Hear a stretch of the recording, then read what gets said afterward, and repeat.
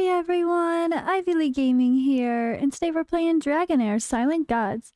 For today's video, we're going to continue my Ultimate Beginner's Guide series, this time talking about the different game modes, the real content. So this is going to be focused around Season 1 new players as the idea of the target audience, I guess, but maybe you guys can pick up some other tips along the way if you're further on. But before we get into that, let's roll a little bit of teaser about Season 4.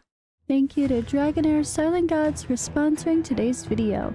Dragonheir is my favorite sponsor because it's my favorite game I've played in such a long time.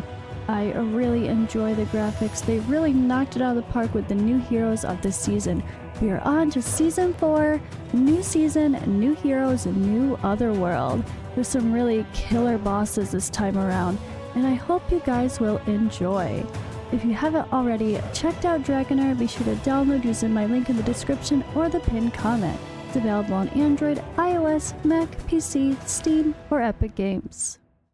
Okay, so we're gonna kind of give the TLDR about what to do, how to counteract some of the bosses, what's good for them, etc.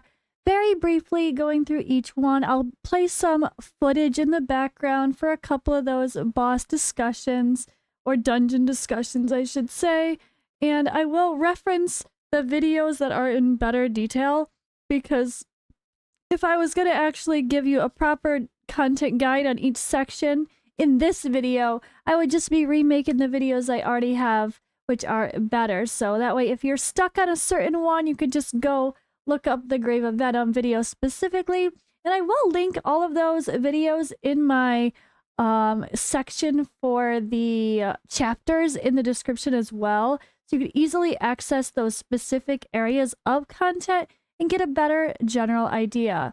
So let's first start off with, well, what starts it all? The campaign, the in this case, the map, the story. So this game is semi-open world sandbox. You have this amazing area to explore. Now you're going to see there's going to be yellow exclamation points or just little small dots that are the main story quests you're going to follow. The blues are your commissions and the purples are side quests. So as you go through the area, which you're going to start out in this area over here, let's head on over to the Chaos, well, I always forget what it's called. But yeah, this is the Chaos Universum. I always forget what it's called. It's so funny. And yeah, this is the area you'll start with your story. You're going to go through and you're going to talk to every NPC that you can. You're going to make sure you trigger any sort of conversations no matter where you go. And this especially applies to the towns. So like one of the first towns you'll be in is like, I guess like the smaller wood elf ones.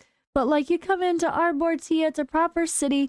Make sure you go and literally talk to everyone, even if they don't have like a blue dot above their head, or a purple dot, I mean, sorry, for like a side quest. Sometimes when you click them, you realize they're actually part of a side quest.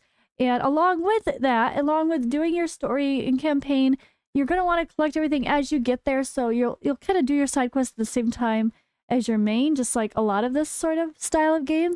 You're also going to be wanting to steal from any NPCs that you can, and then if you're at the point where you can challenge, like I'm far beyond this, make sure you do your little challenges as well. That is bonus rewards.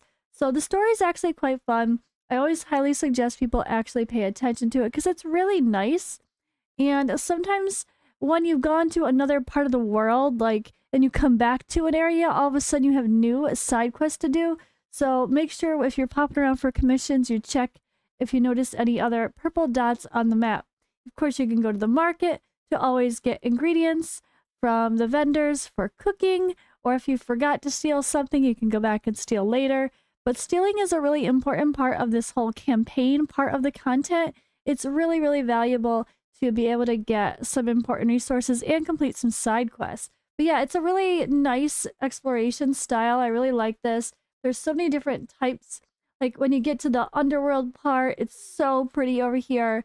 This unyielding area is just gorgeous with the elves underground. It's just such a pretty, pretty map.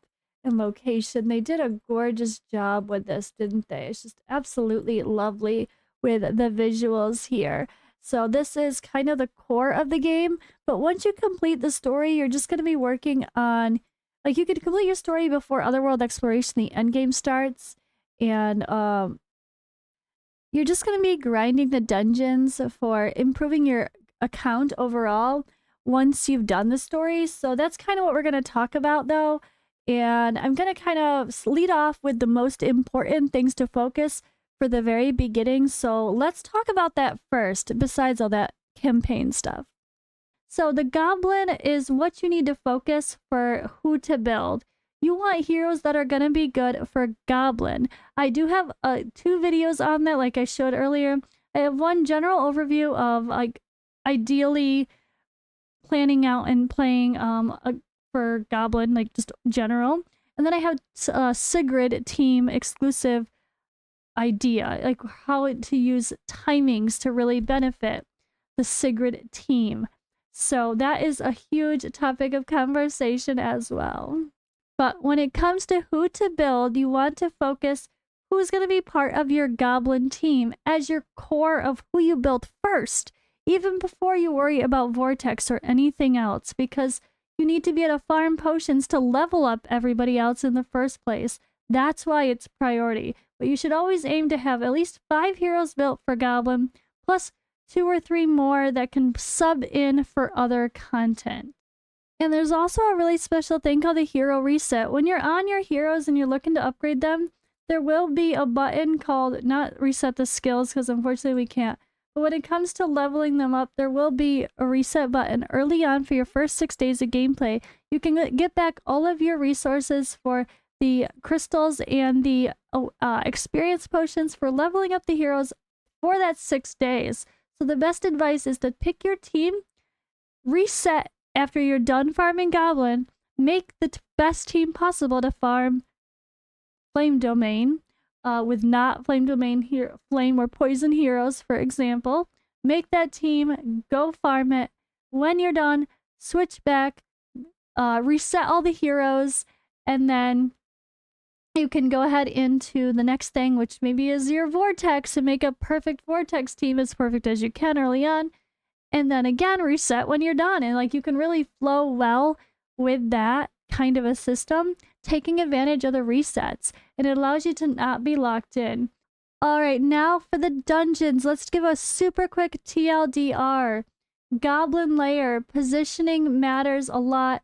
Heroes matter a lot. You want as much AoE smash as possible. This is the setup. You would normally go with someone who is melee, one spot in the front, everyone else in the back. They will help gather everybody. And again, you just want AoE damage.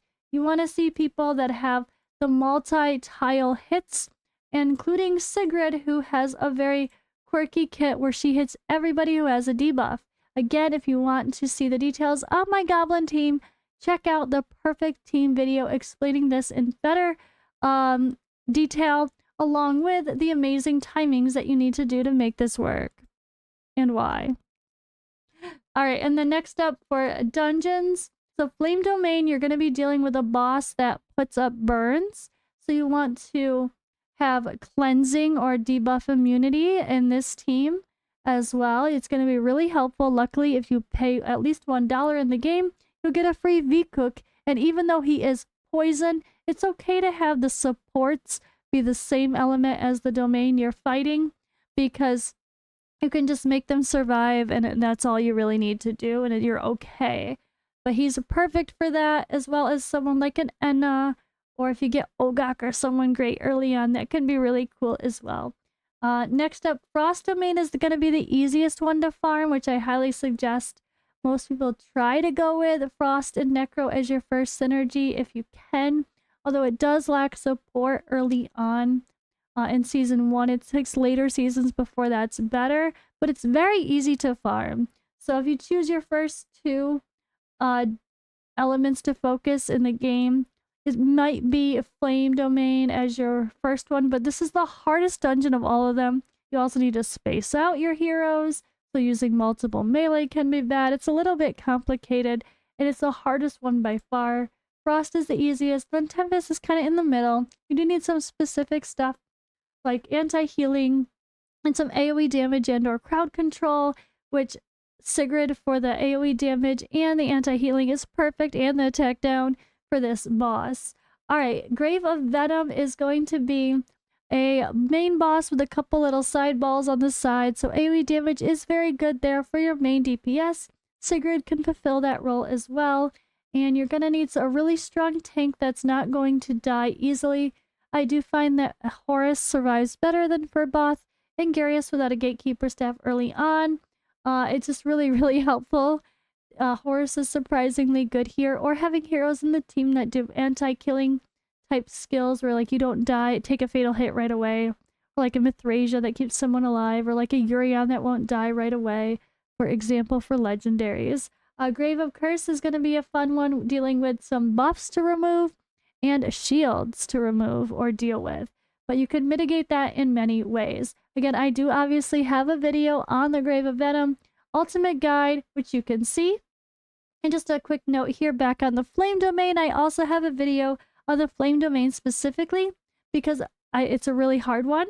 And I did not make videos on the Frost and Tempest because they're a lot simpler to deal with.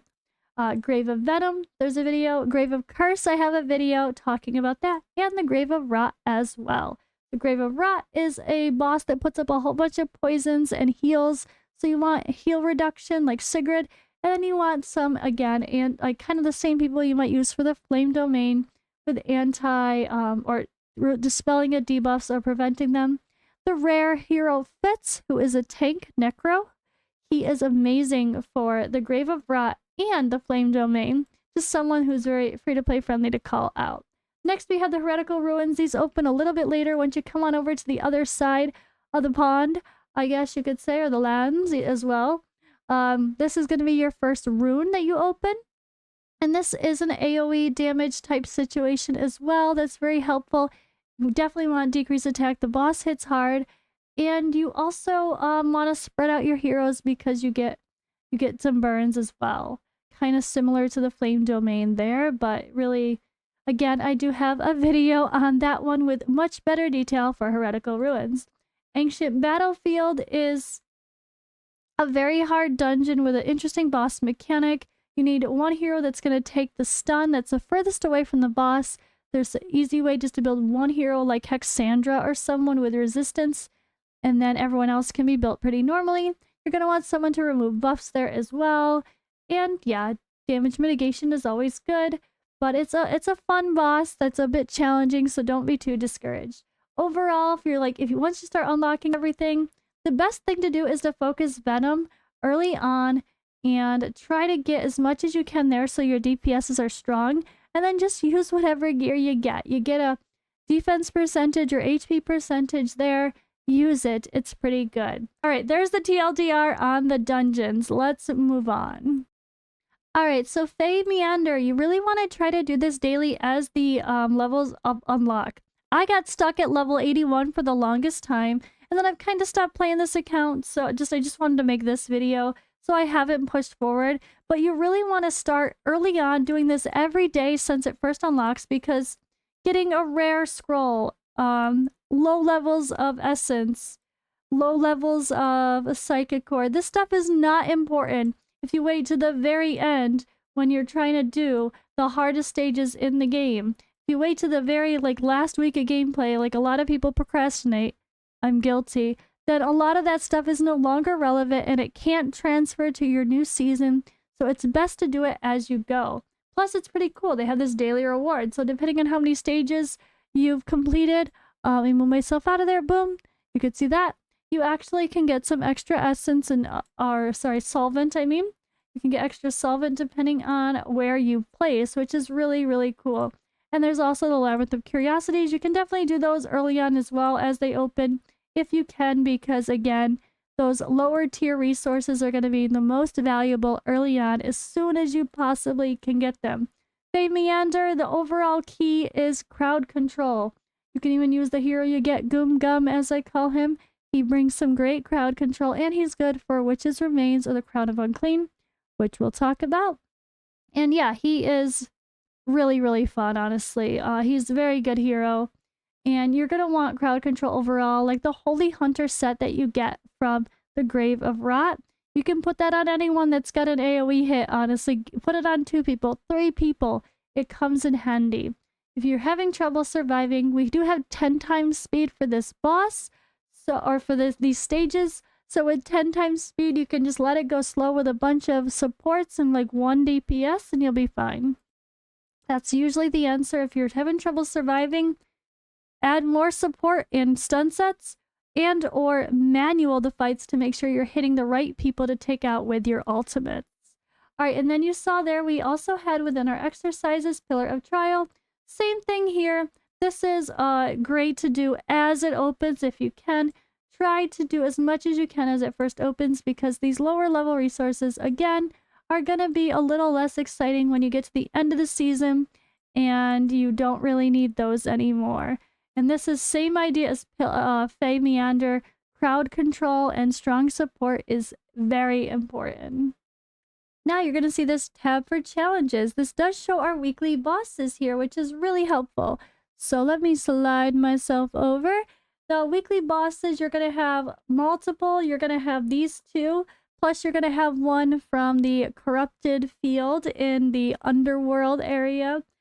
And those bosses, the once more unto whatever, they're only once a week. So you want to wait till the end of the week before you do them, so you can push the highest stages possible to get the most of the currency you can for the shop and the most solvent reward as well. So wait to do those until you're on like your last day. Like you could see here, I am at like 2 days left. I would wait 1 more day to do this, just to make sure that in case we unlock another level, you would clear the highest level possible. So I will cut in here and just give a little bit more detail. So the green dragon fight here, the Emerald Breath Sigmardus. This dragon has a couple unique mechanics where it will sweep you with its tails. You want to position your heroes to where they're all up on one side when you start this battle, so that way they only get hit by the tail once and not twice. You can have an extra tank on the side if you have multiple melee. But yeah, that's going to be the best strategy, is to push everyone to one side. If you're struggling with this early on with your very initial team, I highly suggest that you use the Traveler as ice, which I have a video about as well, an older video, but it's still so relevant. And this is a good example of where using the Traveler as ice, regardless of what my team synergy was, just as some extra support as a shielder, really helped me push through in my initial stages of doing the green dragon, which is the first one that opens. Now we have Grumog, the violet dragon, which is also Utior, and that's kind of an intro to him. This one is a really big challenge to people, and I find I constantly get comments on my old videos related to this dragon fight because it's challenging and people are always stuck here. Now, this one I'm not right. This is another one where there's kind of spread out damage, so you don't want your heroes touching each other for one. They do take extra, like, where is it? Alright, here, deals stackable AoE lightning damage to each enemy and their adjacent tiles.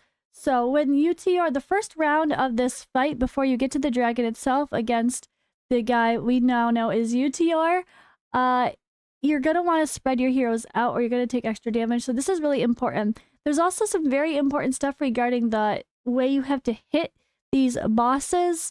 And it takes AoE damage, but if you're going to use single target people, you need to manual more than likely. So I have a video about that. I'll put a couple shots up here so you can see what I mean. And I really hope that those videos can be some help if you guys are stuck on this one. But it's not too bad if you follow those strategies. It's just they hit a bit hard early on, so you might need to add a little bit of survivability if you have a couple people dying early, or make sure you spread out your heroes. And the last weekly boss that you'll open up in Season 1 at least is this Gloomland Shadows. The Corrupted Queen. It's got a really fun vibe and animation as well. Really, really interesting boss here. This one is just a lot of... it's a lot of damage. It's got these poisons. He's got these spawns. They've got like summons that kind of keep breeding. It does debuffs on you with charm, devours heroes. I would say overall the best thing is just AoE smash, try to be able to kill everything as fast as possible, and then you just need good support. It's not too crazy. You can get away without dealing with like the little poisoner guys here. Well, they're not poisons, I shouldn't call them, but you're gonna see these a lot with the poison bosses, or the poison content, I should say. The swarms, they're really annoying. But these other spawns just kind of keep going, and it's really overwhelming at times if you don't have good AoE damage. So that one is kind of just the key there, is just have good smash, kill the spawns. You can usually get away with this boss pretty well on auto, though. It's not as hard, but some sort of damage reduction is really helpful. Ally protection, increased defense buffs, shields, just anything to mitigate the damage that the boss is doing. Like any fight, attack penalty down on the boss as well, like it says. That's really what you gotta do. Just survive well and bring some good smash. And if you're having trouble killing like the spawn specifically, you might need it to manual. And then Outlands Rift are a really fun collaborative thing. It's super simple, and you just kind of go to the highest level. Team challenge, you always invite a friend to join you.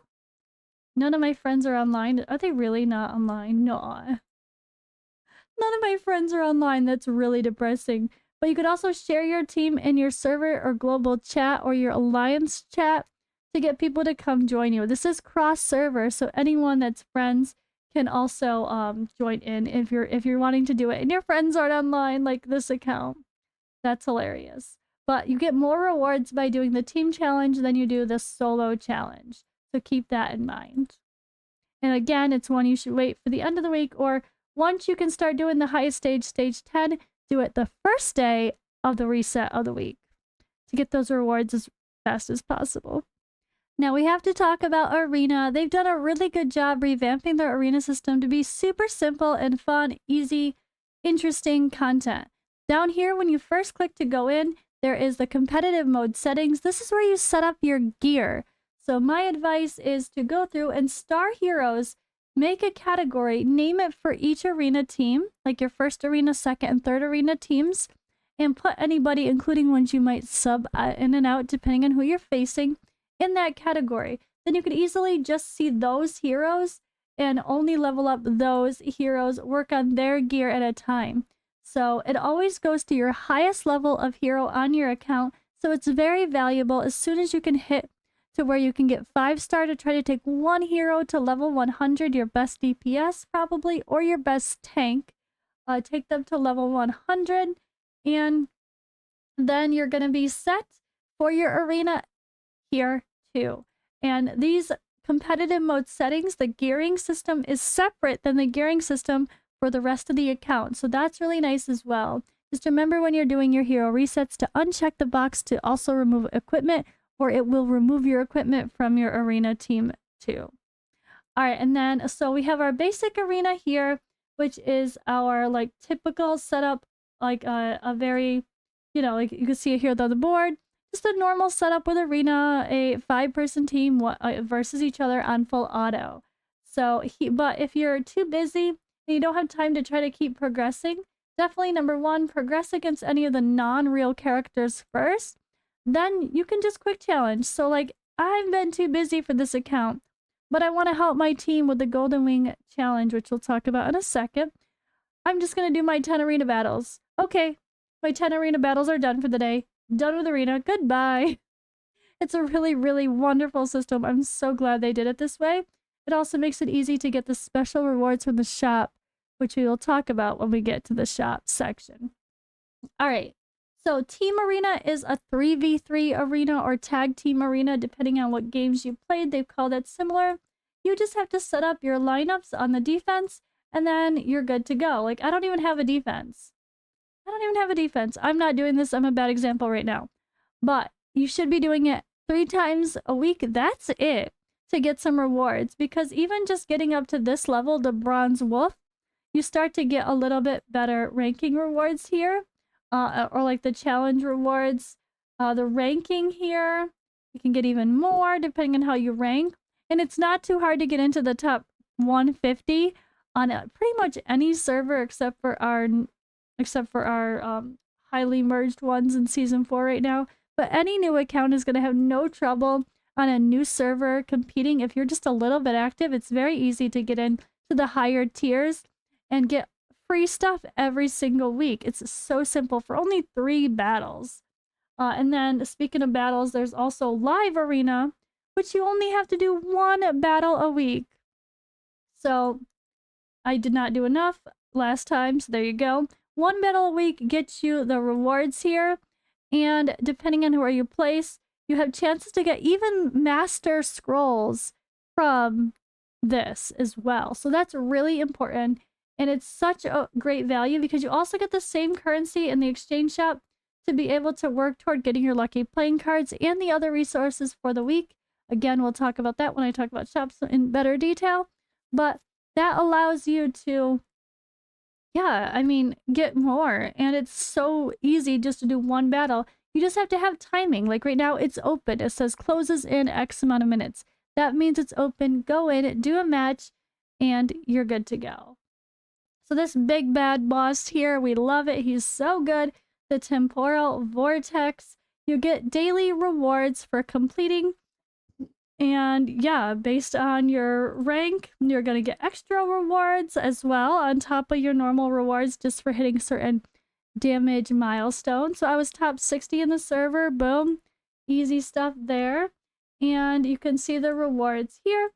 Depending on which difficulty we're fighting, that's the daily rewards. And then there is ranking rewards as well for every day. And these are the seasonal currency that are really important. So early on, this is the only way to get seasonal currency to help you rank in the season rankings to get those end rewards. So this you really want to try to do. But it's not a massive difference for some of the levels. So I get it if people don't go crazy, but from 150 to 300 is a pretty big gap.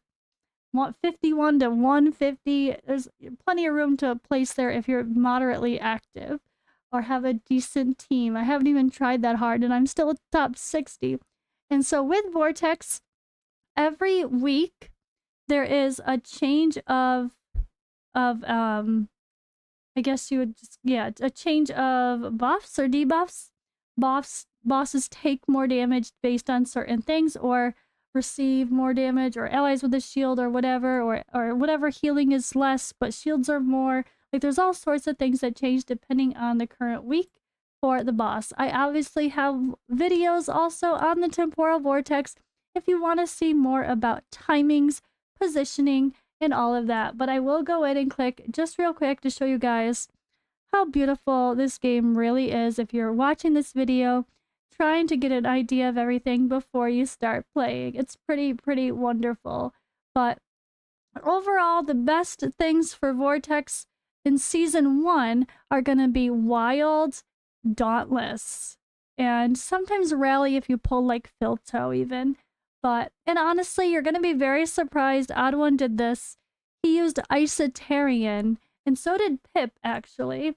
Early on, they used Isotarian as a main DPS in Vortex. It really does sound bonkers, but it's true, which is awesome. It's so fun to see some really unique stuff like that. I'm going to try to pull that up here. Okay, he's using his Dauntless team now. I think I can find Odd One free to play 48 million damage with Isotarian as the main DPS.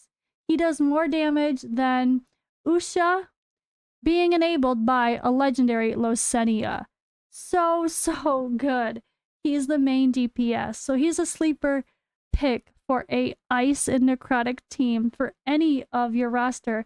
And even Odd One told me he's been using Isotarian in almost every single dungeon, Goblin, Vortex, everything. So really good hero. Let's actually wrap this video up with something I probably should have put in my very first video, and that's the camp. So in Season 1, you're going to have these random extra achievements you kind of get from doing some like sort of side quests. Mostly the purple quests are going to make these happen.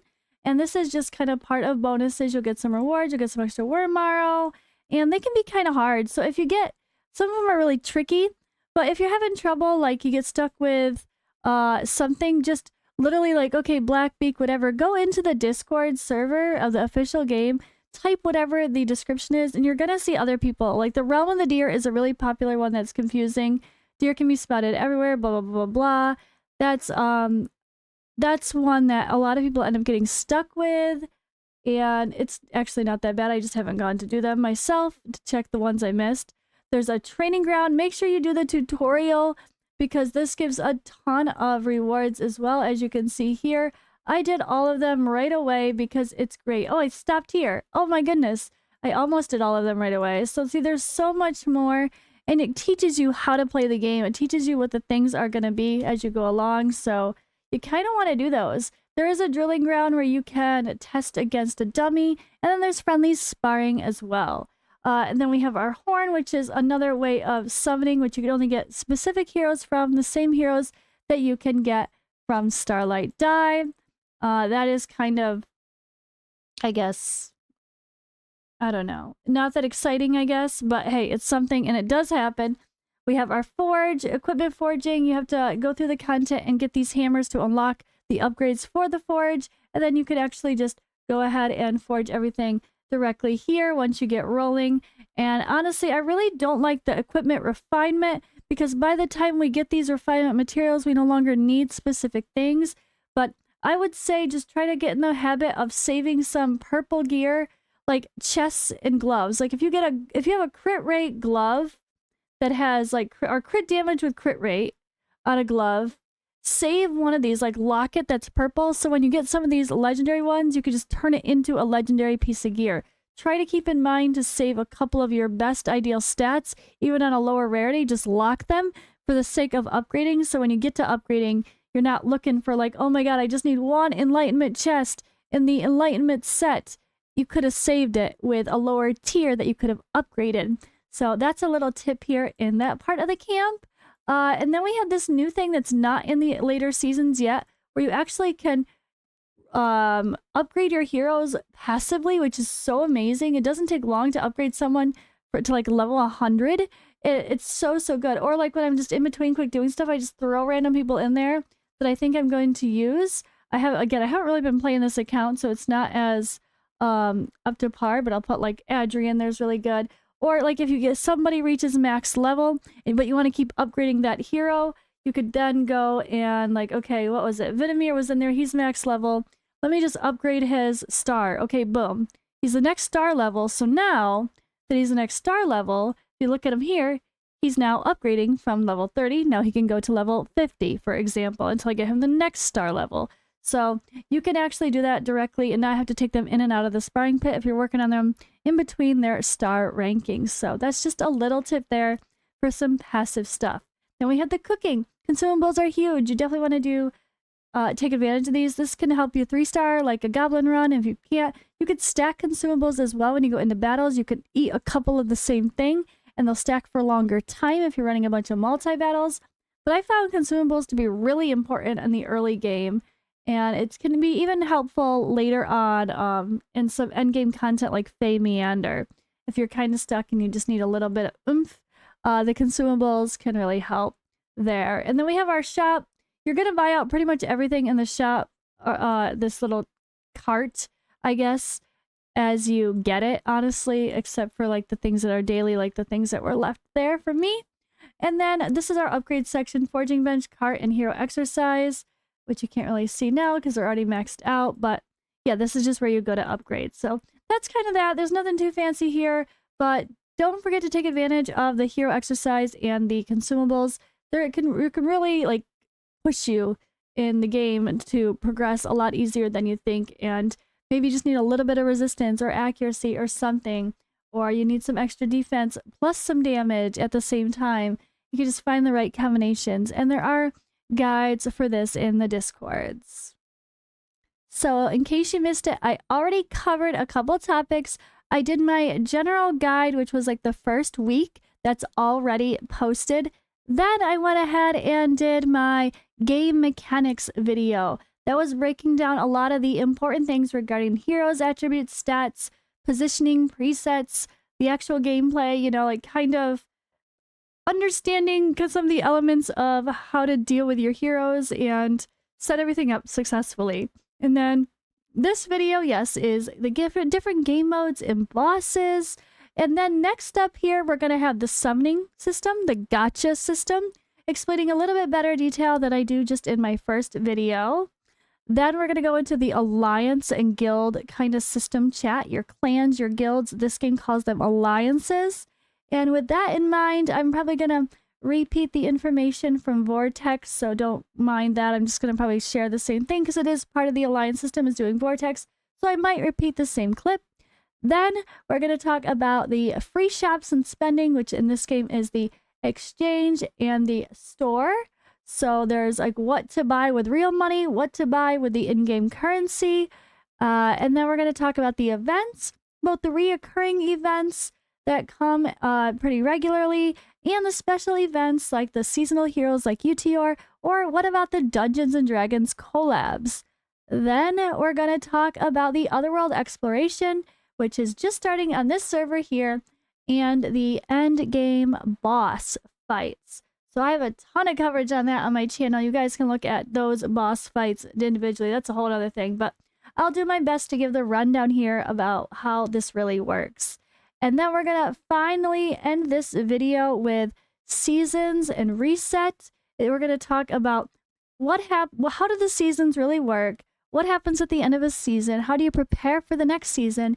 And what do we hope for the future of this game regarding seasons? Because it's a little bit messy right now, honestly. But yeah, that's been this another long, detailed video. I really hope it was helpful. Hopefully the links to some videos, maybe if you're stuck in certain areas, maybe that can help as well. Thank you guys for watching, and I will see you in the next one. Be sure to download via Android, iOS, Mac PC, Steam, or Epic Games if you haven't already. The link is in the description and the pinned comment. And thank you to Dragonheir Silent Gods for sponsoring today's video.